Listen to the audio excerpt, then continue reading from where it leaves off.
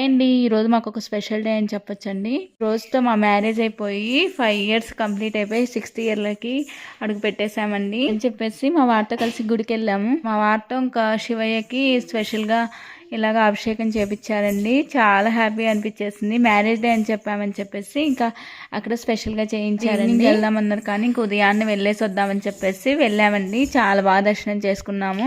మేము వెళ్ళేసరికి ఇంకా క్లీనింగ్ సెక్షన్‌లో ఉండింది. అందుకని కాసేపు కూర్చొని తర్వాత శివయ్యని మొత్తం అలంకరణ చేసిన తర్వాత ఇంకా అభిషేకం అని చేపిచ్చేసి వచ్చామండి. ఇంక పూజ అయిపోయిన తర్వాత అందరం కాసేపు అలాగ కూర్చున్నాము.